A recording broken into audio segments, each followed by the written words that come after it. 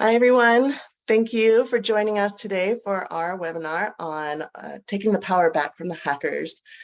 As a reminder to all of our attendees, please turn off your cameras and mute your microphones so that we can all listen in and hear what the experts have to say with their tips on how to take the power back from the hackers. So first of all, what does it mean to take the power back from the hackers? It means, well, how do we first shore up any gaps or risks that we have in our company that could shore up those risks so that the hackers have a harder time of getting in? That's one way. And then the other way is so that's all preventative. And then what can we do afterwards? So we're going to hit both of those levels throughout this conversation. My name is Aubrey Murray. I'm EVP at Perpetual Storage. We're a maximum security data storage facility inside the mountain outside Salt Lake City, Utah. And we have a really wonderful panel of experts with us today. We have Tiffany Ricks as the CEO of Hackware. It's a training platform that helps companies to train their employees and on security awareness tactics and keep those hackers at bay. But they have really special thing that makes them different from other cybersecurity training. And Tiffany can hit on that later if she can get to it. We've got Greg Johnson, CEO of WebCheck Security. Oh, they have so many services, but let's say pen testing, virtual CISOs, those are the main things that I'll go into, but they are your cybersecurity consultants. And he's been doing this for decades and has a ton of experience. We've got John Robertson, CTO of Lockbox. What Lockbox does is it helps companies to lock down their communications, secure them so that there can't be any listening in from parties that you don't want to be listening in. And it's a huge part of the cybersecurity strategy these days. J.R. Maycock is Perpetual Storage's CIO. He also comes to us with decades of experience in cybersecurity and technology. We're really excited to have him with us as well. So again, thank you to all attendees. If you could turn off your cameras and mute your microphones, then we'll get started here. So, okay, so I'm gonna start this first question. I'm gonna go to JR and say, okay, JR, of course, it's impossible to know the motives behind every cyber attack. That's like asking, what is the motive of the criminal when they are committing a crime? But in general, could you speak to this question? What are the goals of cyber adversaries and what would they consider to be a successful cyber attack? Happy to give it a shot. Very few of the cyber adversaries operating in the present environment, referencing, let's say, calendar year 2022, are motivated by ideological goals. It is not nearly as much about activism or politics as some of the public perception could dictate. There are a small number of attacks, very high profile, but limited in total count, that are directed by nation states and the intelligence agencies of nation states. In that case, the success criteria is damaging critical infrastructure or economic productivity of a geopolitical enemy. But that doesn't really account for the majority of the experience of commercial enterprises outside of some fairly specialized sectors, where almost all, in terms of the numerical count of attacks happen, the goal of the attacker is financial. It is straightforward to make money. And they will define their success as either extracting direct payment from the victim organization that they have attacked, or indirect payment, either from reselling stolen data or from creating their own reputation of infamy so that the next company they attack would be compelled to decide to pay them. That's the pattern under here. It's fortunately not too hard to understand. This is a money game now. Yes, thank you. Yeah, and there's so much to be made in this space for sure. Thank you. So Tiffany, you have a background as a white hat hacker with the DoD before you started your own businesses. In your opinion, what is the biggest cyber threat that we're facing today? Thank you for having me. This is a great webinar, Aubrey. Thank you for putting this together. And the biggest threat that I see that's targeting companies everywhere, and I saw it firsthand as an ethical hacker, is social engineering attacks. 90% of cyber attacks, they involve social engineering. And these attacks they range from users and cyber criminals impersonating an employee's contact, like someone in their network. They're trying to impersonate that individual. They're impersonating trusted banks. They're impersonating, and then what they're trying to do is gain access to credentials. They're trying to gain access to private data. And the reason why social engineering attacks are so prevalent and they're the biggest threat that's facing businesses around the world is because people are an easy target. We're super accessible. Now that we are all online, our devices are connected to the internet. It's super easy to get access to us. And social engineering is all about trying to exploit trust. And our nature is to trust. If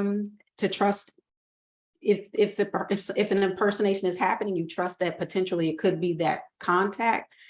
And so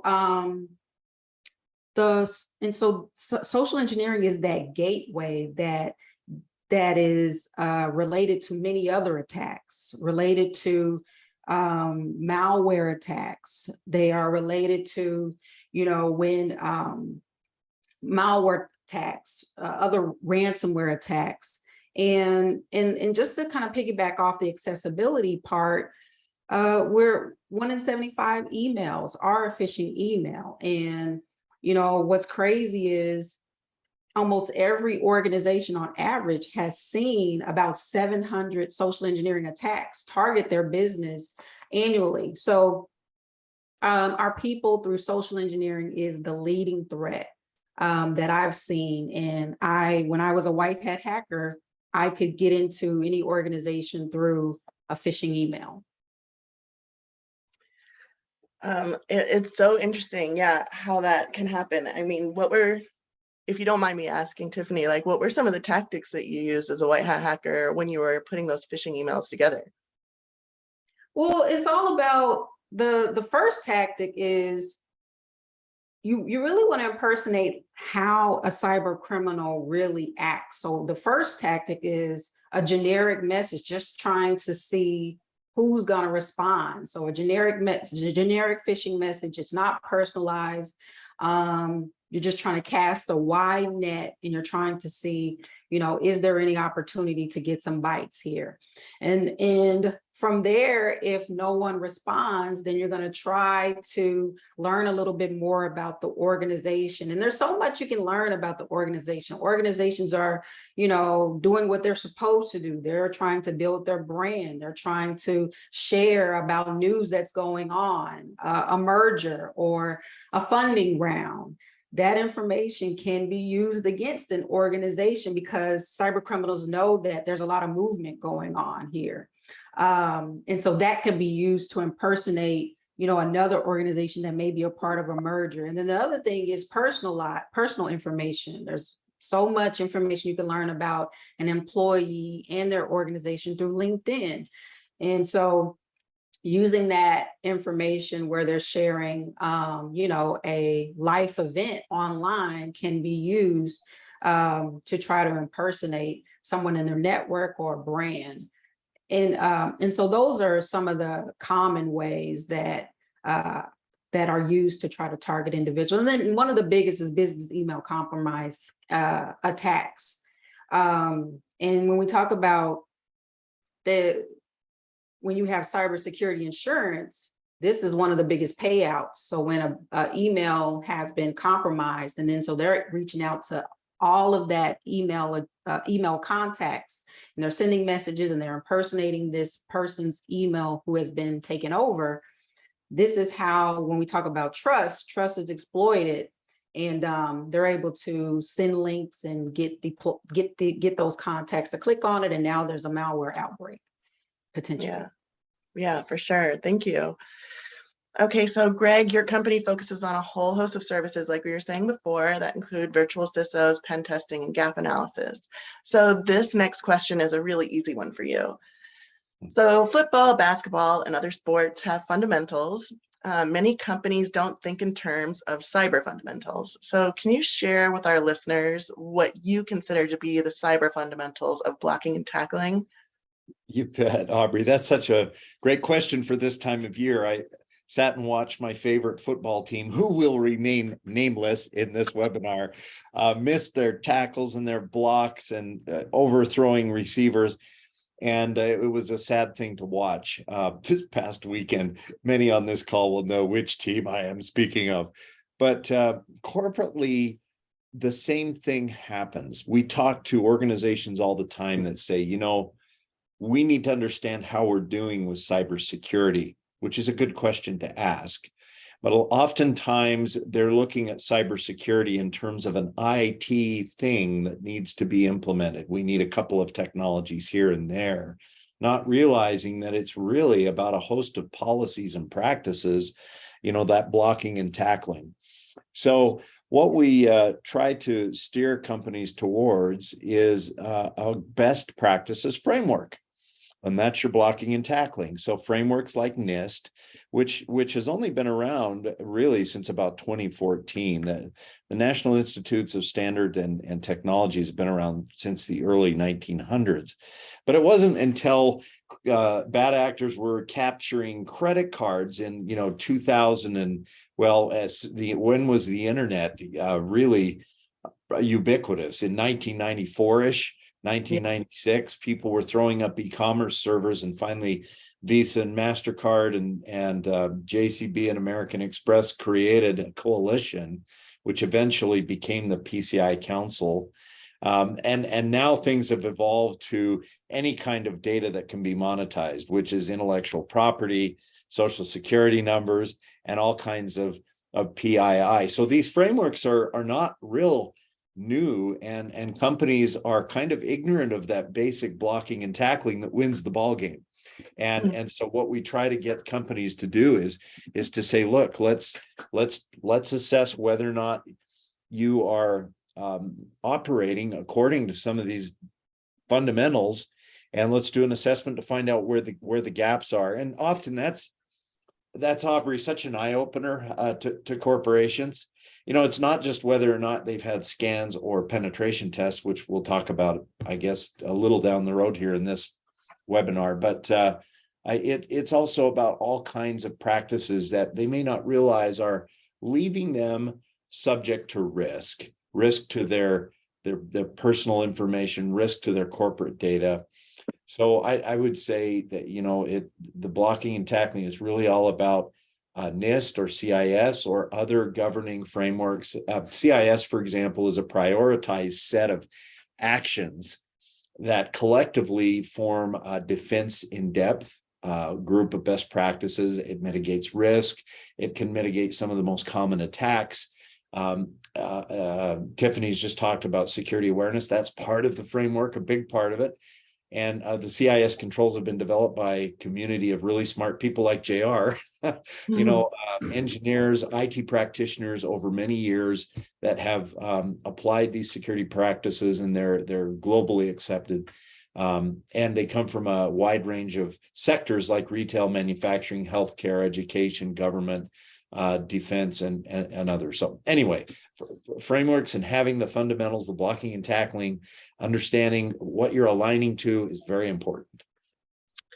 Thanks. And I think putting it in those terms makes it really accessible to people, because again, I think what you said about everybody thinks of it as like an IT thing, and maybe that's over their head because they don't really understand technology. They're more on the business side of things. That's where people can get caught up and then get frozen, I think, a little bit when they should be moving forward and creating these cybersecurity plans. They get a little frozen in place saying, well, do I understand this, right? Yeah. Okay, so JR, what would you say are the minimum mandatory capabilities that a company needs to have across technical systems and company operations to be ready to be attacked? Sure. These are implementation pieces that are embedded inside of framework components Greg spoke to. This is some of the examples, nuts and bolts. We're not going to be able to get into a terribly significant degree of depth here. And don't worry, we'll provide the short list in written form, so no one in the audience has to try and scribble it down as I go along. Distilled from a set of practices like the CIS Top 18 controls, I think these are the top very obvious implementations that can emerge. And right at the very top is identity security. You need to have good password hygiene. You need to use tools like password managers, and anywhere there is going to be remote access to a system, it needs to be secured with multi-factor authentication. Password alone shouldn't be good enough. That's going to be one. You need to enforce least privilege, separation of roles, only allowing access to data and systems to specific job functions in your company who have a reason to interact with that data. Don't just open it to everyone, because that makes the field so much easier for attackers to get to those systems, steal the data. This is one that just gets skipped at a very fundamental level a lot of the time. Shouldn't be. You need to categorize your data. You need to do it according to sensitivity. And for the most sensitive data, you must apply system and technical controls, so it cannot just be exported. It needs to be encrypted. It needs to be under a governance operation and security policy that says this data is only allowed to be accessed in very narrowly defined ways and cannot just be pulled out and copied and downloaded by an attacker or other anonymous entity, or even from a company employee point of view. That should be an action if there is all of a sudden the use of a legitimate account to attempt to pull a huge amount of data. That should set off all the red flags, and that account should be blocked, and those kind of policies should be in place. Only a couple more to go. You need a network inventory. You need to know what devices form your company, the boundary inside versus outside. This isn't a physical boundary anymore. It is a systems boundary distributed around the world and remotely, but there is still the concept of this is a system to the inside of the company versus this is the outside to the strangers. You need to do update management within that boundary. Do not allow your systems to fall out of date and not patch standard, widely published security vulnerabilities, which are a primary means of attacking systems. You need to have offline backups. You cannot have the only copies of your data be network accessible. This is something perpetual storage specializes in. But if you don't have good, up-to-date and recent copies of your corporate data held somewhere that attackers cannot get to from a network system, then that data is vulnerable to being destroyed and you will be held hostage by that data. You need to have good written response plans. You need to have the ability to know what your playbook will be instead of making it up on the fly. Any version of a written response plan defeats not having one at all. And that should dictate what people are expected to do, what systems are of the highest priority, and who will make what kind of decisions in a crisis event. And then, while I've left it for somewhat last in this list, it is not less important. It is up there in the absolute highest category of importance: employee training. You need to inoculate people through knowledge to participate proactively in improving the cybersecurity posture of your business. You need to make sure that employees are ready to avoid certain types of incoming attacks and raise the flag if something bad is going to happen. Thanks so much. I think you said a bunch of things there that really go back to the topic, the taking the power back from the hackers. So like when you said, put the data somewhere where the hackers can't get to it, that in itself seems like taking the power back from the hackers. And what are the ways that you can do that? How can you keep the data out of reach? And there's a variety of ways to do that. Could you speak to that a little bit, JR, just to like how to keep data out of hackers' hands? Yes, at a high level, there's at least 3 things you can do. use really good identity security practices like unique passwords for every employee login to every site, no matter what, held in something like a password manager, and multi-factor authentication. Those are barriers that make it so external cyber attackers have an extremely difficult time trying to get to the production copy of the data system in the first place. Assume then that someone is still going to succeed and get in. Second layer of defense that matters is for sensitive data. Know what matters the most. Know what is financial data. Know what is intellectual property secrets, has economic value baked into it. And only allow that data to exist on systems that enforce thorough controls like mandatory encryption and viewing or accessing only in protected and provisioned company-controlled applications. Not, here's a file, just have a copy of it, show it to anybody under any circumstance.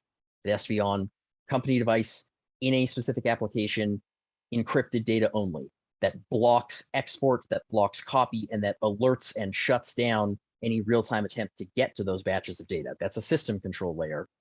And then even beyond that, the remaining piece is about having a response timeline put together. That's part of this written plan that a company needs to have, which is you need to be able to react in as close to real time to signals coming out of your environment. You need to have the visibility and the plan of how to shut down and get in front of these types of events. Yeah. And throughout your whole answer, there's people, right? And that really brings us back to what Tiffany was saying about how accessible people are. And you talked in there, JR, about how to limit that accessibility. But Tiffany, can you talk to us a little bit about how companies can effectively train their employees on security awareness and how those same companies can measure that effectiveness of that security awareness training program? I mean, this seems to be a huge part of any company's cybersecurity program. Absolutely. And yeah, great points, JR. I think you gave a lot of feedback on how we can take the power back from hackers. I usually like to recommend 3 things with security awareness. Is when the first thing is relevant. You want to make sure that the training that you're providing, you are training them on relevant cybersecurity threats, concerns, vulnerabilities. You want to make sure that you're making that training relevant to their job or even to their personal life. People are motivated by first taking care of themselves. So making sure that they are going to be safe and whole. And so first point, make it relevant with the data and into the person in their role. The second point is the cadence of the training. One of the things that I recommend at a minimum, it used to be once a year, get the training, but you can't retain anything that you learn once a year. What I've seen is companies now are doing a 30-day cadence. At Hackware, we're a security awareness platform. We do automatic training for our lean IT teams to help them understand phishing concerns and all the other social engineering threats out there. But our platform does automated training every 21 days. And the interesting thing I've seen is what our users have done is they have increased it to a weekly training. And it's easy to do on our platform because it's automated, but the concern, that's their number one concern. So they feel like a weekly cadence is a good way for these users to retain. If you're doing it manually, try to do it at least once a month.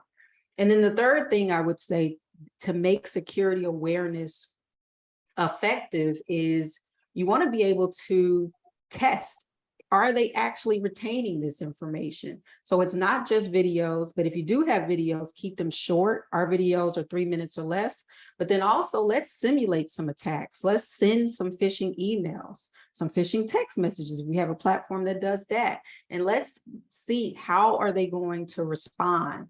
That way, that would inform you on the next month, if you do the training, or the next 21 days, what should they be trained on after that? And then to measure, a good metric that our companies look at are two metrics. They're looking at if the users are displaying a good cyber posture, which means when they see something, they do something. So reporting those phishing simulations and also suspicious emails, they're looking at how often are our users reporting content, reporting suspicious emails. And then the other metric is training completion. So you want to make sure that these users, you are enrolling them into the training, but the key thing is, are they actually completing the training? So looking at those training completion rates. And those are some quick, easy things that any organization can do with regard to trying to get started with their security awareness program. Thanks, Tiffany. And there's so many different ways that these phishing tactics are being targeted to people. One of the things that I really like about what you guys do is that you tailor the phishing emails to the employee that's getting the training. And I think that's what sets you apart from a lot of the other cybersecurity training platforms out there, because if they're just getting some general email, I mean, is that often what's going out to everybody? Or is a hacker going to say, I really want to get into this company because I feel like I can make a lot of money. Where are the weaknesses? These people are on LinkedIn. I'm able to find information about all of these people. I'm able to figure out, what their habits are, and then send that phishing email like you used to do as a white hat hacker, that's so targeted to them that they're more likely to open or respond to it or click on it than others. Like, what are some examples of some phishing emails that you've seen really work? So one common one that has been around forever that still works is the new employee in the gift card scam. So the new employee, oftentimes the cyber criminal is watching this employee, watching the activity.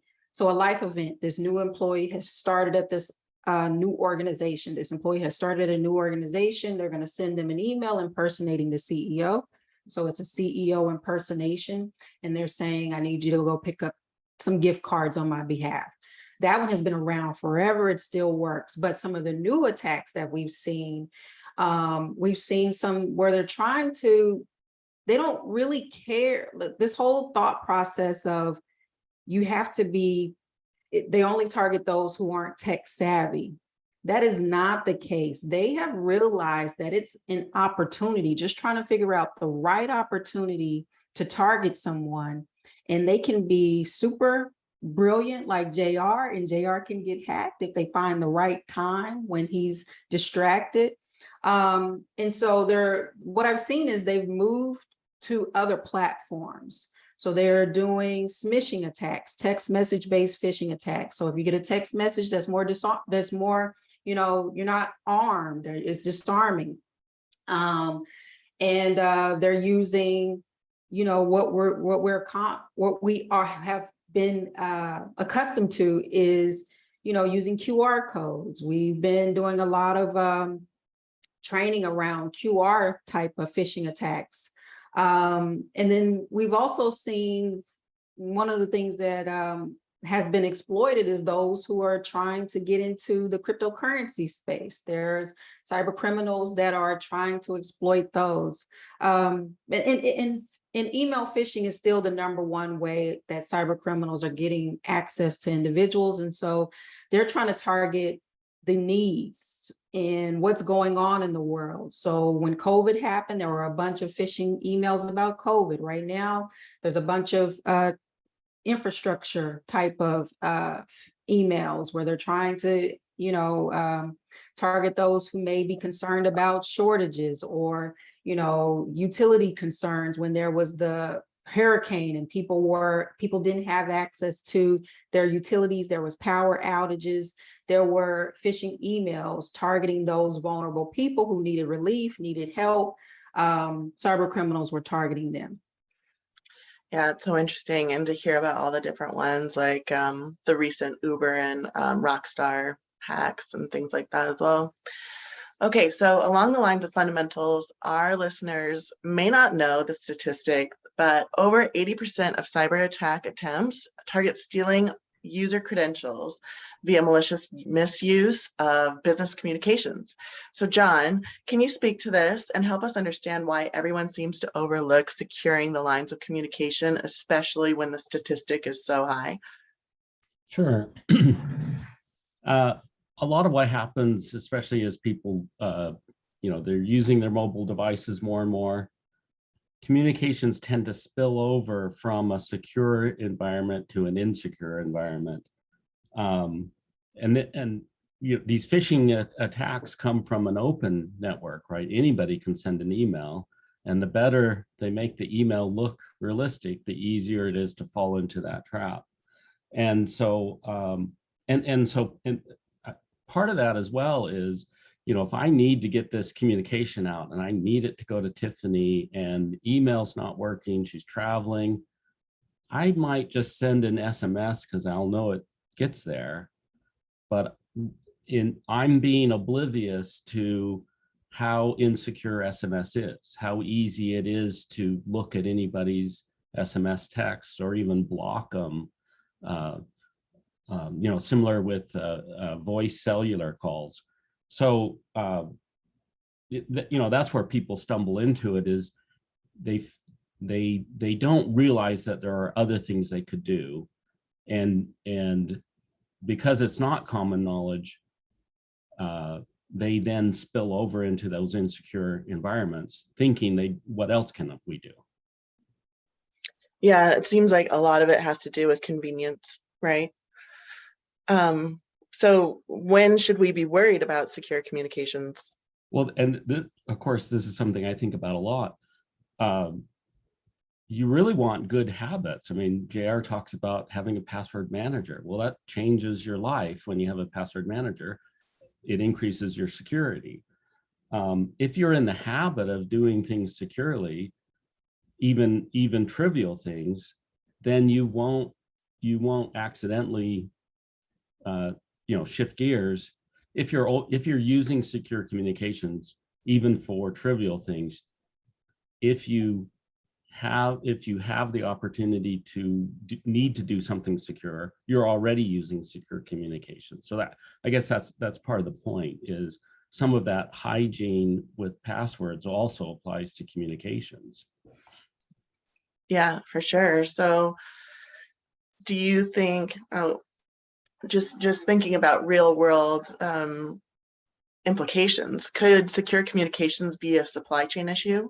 Oh, absolutely. The attackers go after the easiest targets for an on-ramp to the harder targets. I mean, how many employees set up their own Wi-Fi and they don't really even know to change the default password? So now their environments are compromised. Now the attacker is going to go after the bigger target. So they're not going to let the employee know that they've been attacked. But this also, in a supply chain, both your clients and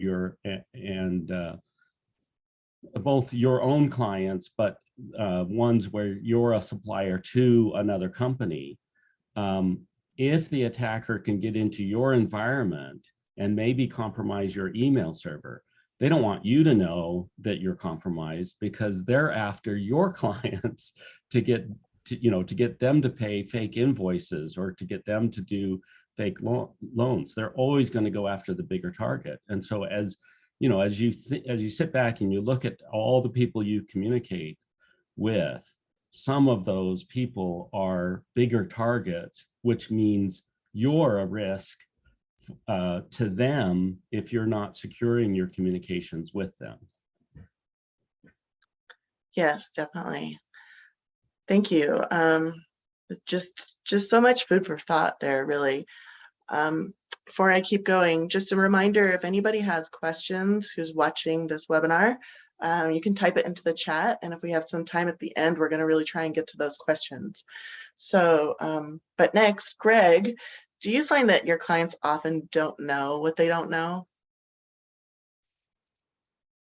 Yes, all the time. Pen tests find that out, of course, and but simple assessments do as well. We talked about the simple blocking and tackling, the CIS, the NIST framework.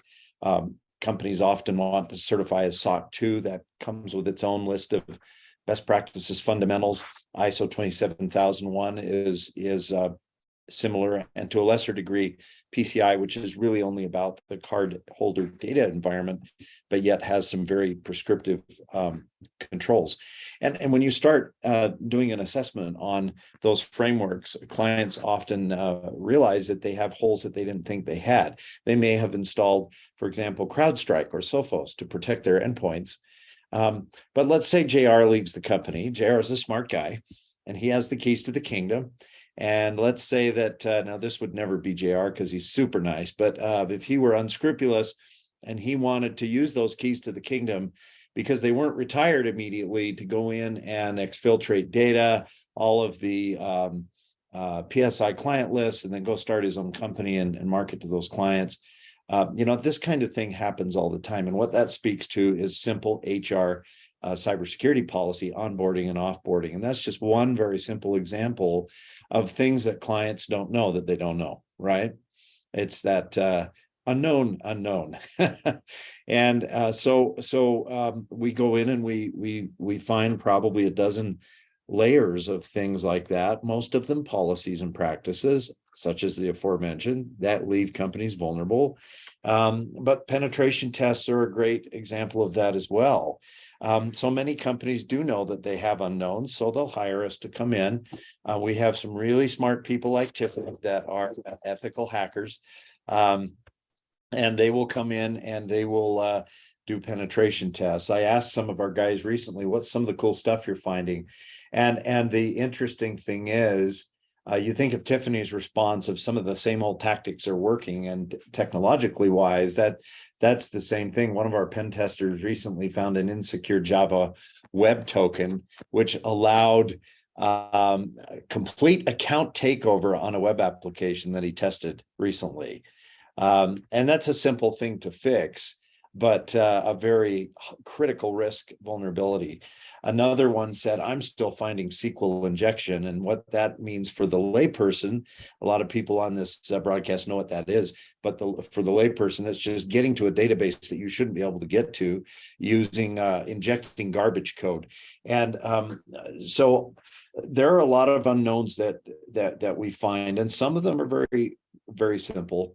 And the way you can get around that is just two simple things. A, have an assessment annually to review all practices and policies, and B, have a penetration test, not a scan, but a pen test. A pen test is a real world simulated attack conducted by an engineer with experience, and then professionally documenting, validating false positives, and going down different rat holes. So anyway, those are two things that can help avoid those unknown unknowns, Aubrey, if that makes sense. Yeah, thank you. And, as we're talking about all of this, so entrenched in everything that we're talking about is data that hackers want, that companies want to protect. So JR, how can a company further reduce the risk of sensitive data theft besides what we've already discussed so far? So framing of this question is, if a company wants to improve its cyber maturity level effectively, go upwards in the stack. Yeah. I think the most important step that we haven't reviewed so far, assuming a company has already taken on the fundamentals, they've taken on and successfully implemented the pieces that have been discussed, is managed response. A company can choose to build that as an in-house expertise, or a company can choose to use a security services provider to help them implement it. Managed response relies on collecting real-time telemetry from all parts of an IT estate, and then doing security analysis with both system-driven, computer-driven, and human-driven. The analytical filters that our brains are good at doing some of the time. Monitoring of the behavior of an environment and seeing, okay, if we have good and sophisticated managed response pieces in place that cover endpoints, devices people touch, mobile phones, laptops, computers, covers cloud environments, covers server systems, that gives the company a much more sophisticated ability to guarantee that data is not at a place to be stolen. They are tightening down the response time, and the company is going to be at substantially less risk of having their most sensitive content stolen when they have a pattern of response in place to make sure they see everything and be able to filter out the normal from the abnormal. Make it so that even a sophisticated adversary can't successfully execute their attack methods because they don't get to go under the radar. They just get shut down.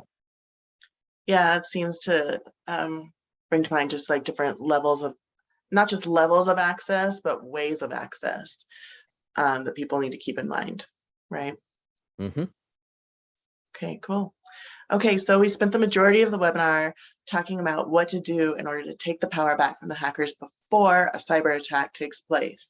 But let's switch gears here and at the end talk about what can be done to take the power back from the hackers after a cyber attack has already taken place.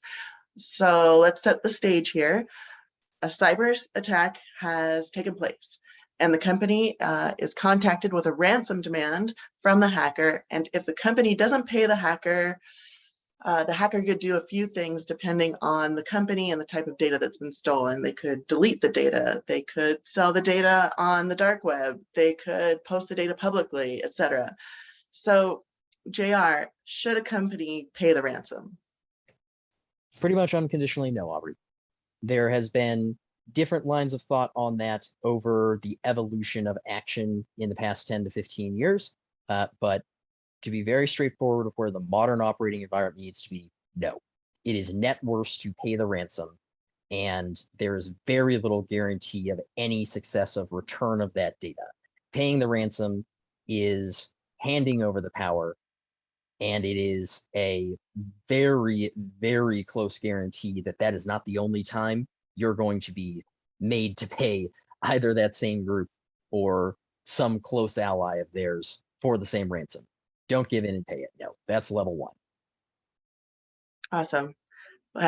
Tiffany, you agree?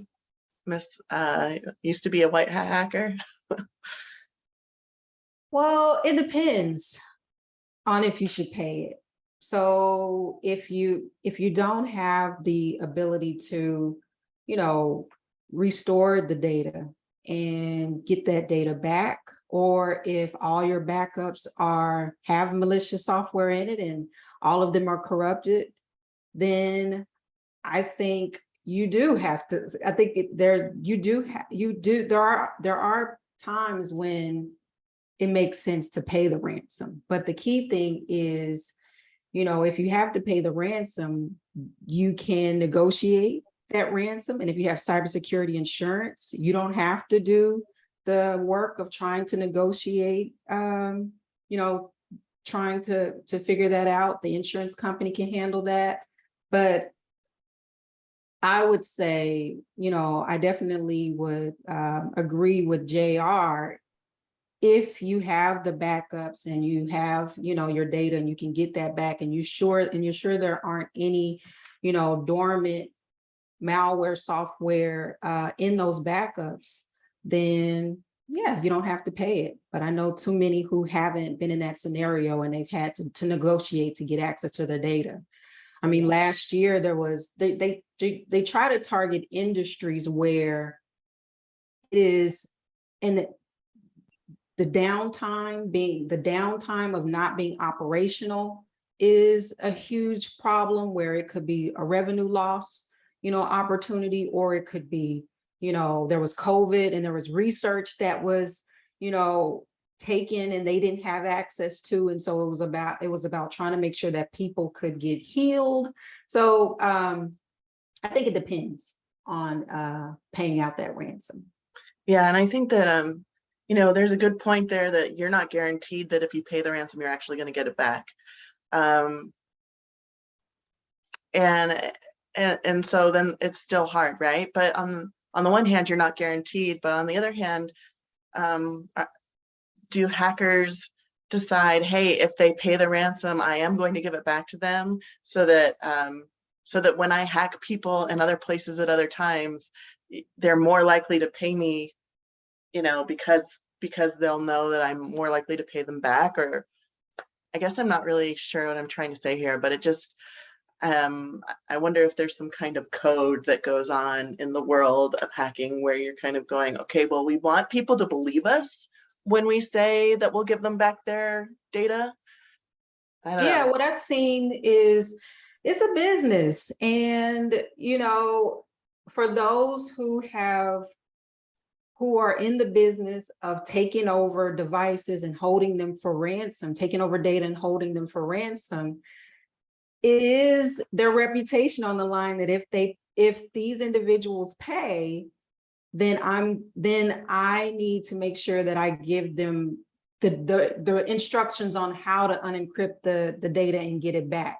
So it is a reputation thing. And you know, the other thing that I would mention is oftentimes they will give the user the key back to unencrypt it, but we don't talk about how they still have access to that data and they dump it. So they'll dump that data on the dark web 6 months to 12 months later, which could be used by another cyber criminal or the same cyber ransomware gang to go back if they don't close those holes that they had open in the first place. But to initially answer your question, it is a reputation, and they want to make sure that if there's a ransom, they pay it so others don't, you know, bad mouth them, and you know, eventually no one would pay if they heard that this ransomware gang never you know, gives them back their information. Yeah. All right.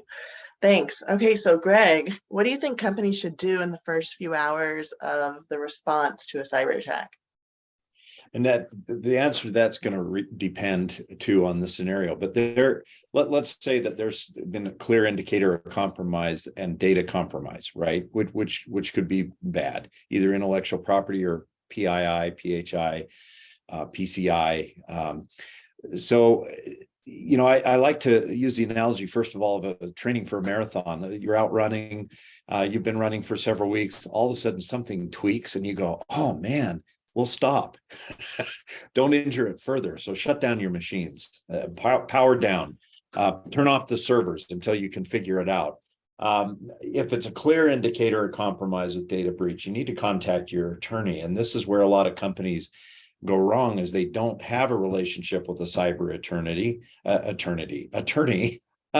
And so they don't think about concepts such as the public relations aspect and the liability aspect of losing data that puts others at risk. And that's a critical aspect, not to mention some of the indemnity and the other coverage that an attorney could provide. So having a relationship and contacting the attorney as one of the first steps is very important. And then also having a relationship with an insurance agent. You know, we chose to go with, for example, our friends at Buckner, which is an insurance agency, and I'm not trying to sell them over all others, but have a relationship with a trusted broker that can now help you navigate through the payout and what exactly the insurance policy is and isn't going to pay, and then to advise you in the future so that you're adequately covered when these types of things happen. And then, you know, we could talk about this quite a bit, but the other thing is mobilize your backups. JR very articulately talked about the importance of having backup, offline backups particularly. And so if you're using the PSI service and you're beaming it into the Granite Mountain and then disconnecting, then you're going to have backups, hopefully, that you can restore some of the server images, hopefully some of the critical data images as well, and so that your downtime doesn't cost you a lot of money, hopefully, right? And we have a calculator that calculates cyber risk that we allow our customers and clients and partners to use it at no charge, but it can be astounding how much downtime can cost you. Could be 50,000, could be $1 million a day. It depends on the scope of the organization and the revenues. But those are just some simple things. Stop, contact your attorney, contact your broker. And then the final thing after mobilizing backups would be, we probably need to talk about digital forensics. Yeah. I think you have a question surrounding that. Yeah, thanks. I mean, should we shoot right to that? Should we go right there and talk about cyber forensics? Yeah, and so once something's happened like that, really you have to understand, how did they get in? What door or window did they get in through? And that's where very highly trained, certified digital forensics experts can come in and find the breadcrumb trails. Sometimes they can't. I mean, I've seen, you think of some of the experts in the industry, the biggies like Coalfire and Mandiant, that you would pay, $50,000 just out of the chute to do a forensic engagement for. Sometimes they find nothing. These guys are really stealthy, but more often than not, you do find what I call the Hansel and Gretel breadcrumb trails. If you remember that fairy tale, they left the breadcrumb trails in the forest so they could find their way back. Well, hackers do leave indicators of compromise. We find them all the time when we do penetration tests. Kurt will say, hey, to this particular account, they need to know that they've probably been hacked because this is what I'm finding. But hiring a digital forensic expert to come in and image drives, look at logs, being able to piece together how they got in, and then how do they prevent it from happening again? I think that's where WebCheck Security really likes to push the forensic, and not just, here's your report, here's what happened, throw it over the wall. But importantly, how do you not have this happen again in the future in this specific instance? So identifying how you can fix the fence after the cattle have gotten out and the barn door is broken or whatever. That's a really critical part of a forensic relationship and a forensic provider. So do you think that there's one ongoing fundamental piece of advice to prevent the hack from ever happening again? That's kind of a loaded question, Aubrey, because as Jeff and I, my business partner, always talk about, it's a pie. It's a big Thanksgiving pie with pumpkin and lemon and mincemeat and all kinds of different pieces. And if you're missing one piece of the cybersecurity pie, it can really screw up everything. But I would say the one piece of advice goes back to what I discussed earlier. Align yourself to a best practices framework, assess where the gaps are, and then work to shore up the gaps that make sense, if that makes sense. Some gaps won't be business relevant to the business, depending on their infrastructure or the distributed nature of their infrastructure, but many of those best practices will be. So, Aubrey, I'd say that's what it is. The one fundamental piece of advice is how are you doing relative to CIS, NIST, or any regulatory standards that you are gauged against, and make sure that there's constant vigilance and continual improvement in, as JR put it, going up the stack to a higher level of cyber maturity. Yeah, thank you. I wonder if any of our other panelists have one piece of advice that they would like to put in here to kind of keep those cyber attacks from either happening in the first place or from happening again. I think I've got one I could toss in. A proactive mindset, saying there is a fight that will happen, but we are in a position to win. Just choosing to care enough to win in the first place, I think is it. That gets represented by the investment of attention, the allocation of priority inside of a business's operating environment. There is the matter of psychologically giving the appropriate weight to this set of practices and making it a team activity on how to win instead of something more pejorative with cybersecurity practices, something where you put it off in a corner and say, this is a drag, a bore, or a cost, a distraction from business operations, because it doesn't have to be. This is very much a core piece of how to make business operations successful and better. Thanks. Anything, Tiffany and John, any other thoughts you think you'd want to put in there? So part of the environment we're in as the state actor, they call them state actors, but it could just be a gang. These gangs get more and more professional. They have research departments, they have HR, benefits, and vacation, and a CEO, and it just continually gets more and more sophisticated. And so that means there's just more and more targets out. Additionally, we've been seeing a lot of press recently on employees getting bribed. And this can be Twitter employees, it can be Facebook, it can be Signal. There was a Signal employee bribed. And so you have these avenues of what you would expect. And of course, I'm in the communication side of it. You expect the communications to be relatively secure. And yet,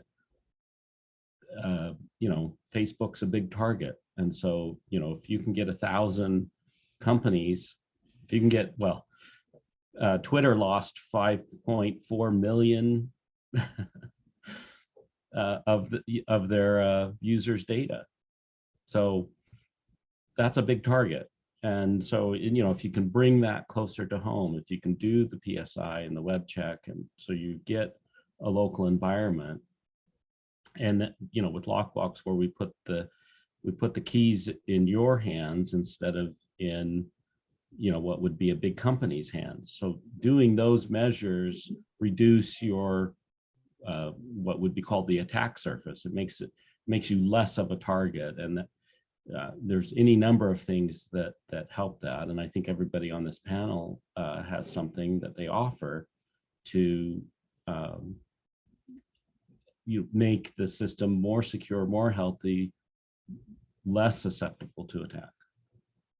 Yeah, for sure. Tiffany? I'll keep it very short and I'll bring it back to my first point. So 90% of cybersecurity attacks start with social engineering attacks. And the number one way to circumvent those types of attacks is to train your vulnerable workforce, your family. And so find a way to create a habit of training and educating your employees on these types of attacks. You can, there's many products out there. Hackware makes it easy to automate those tasks, but invest in training your employees on social engineering. That'll help you combat 90% of some of the attacks that are targeting your company. Yeah, thank you. Well, we didn't really get any questions in from the audience today, and that's totally fine. I think that part of the reason is you guys did a really good job of covering the questions that you were asked. So I want to say thank you very much to all of our experts who joined us today, for your time, for your effort, for all the tips you're providing to the big audience that came and listened to you today. So thanks again. And we'll look forward to talking to you again, hopefully in the future. And for everyone who's attended, thank you for your time, and stay safe out there. Until next time. Bye, everyone.